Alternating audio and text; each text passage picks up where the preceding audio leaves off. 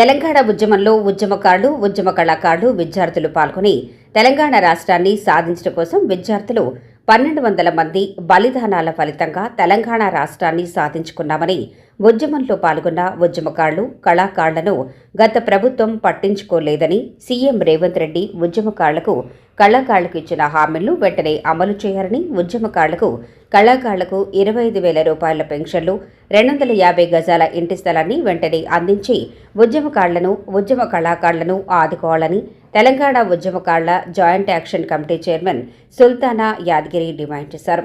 మంగళవారం కాజీపేట సోమిడి కమ్యూనిటీ హాల్లో తెలంగాణ ఉద్యమకారుల జాయింట్ యాక్షన్ కమిటీ 7 జిల్లాల కమిటీ సభ్యుల సమావేశం జరిగింది.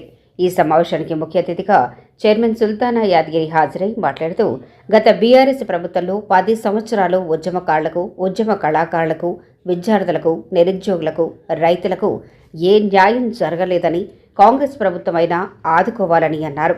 జనరల్ సెక్రటరీ ఎస్కే ప్రకృతిన్ మాట్లాడుతూ, తెలంగాణ రాష్ట్రంలో కాంగ్రెస్ ప్రజాప్రభుత్వం 2 సంవత్సరాలు పూర్తయినప్పటికీ ఉద్యమకారులను, ఉద్యమ కళాకారులను పట్టించుకోకపోవడం బాధాకరమని ఆవేదన వ్యక్తం చేశారు.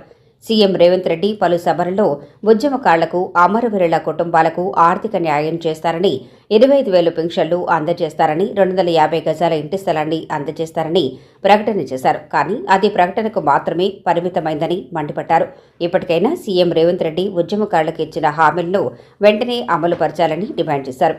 ఈ కార్యక్రమంలో స్టేట్ మహిళా అధ్యక్షురాలు Madhavi, vice chairman Bhogi Padma, vice చైర్మన్లు Srinivas, Ravinder, general secretary SK Prakruddin, Mallesh Yadagiri, organisation secretary Yadagiri తదితరులు పాల్గొన్నారు.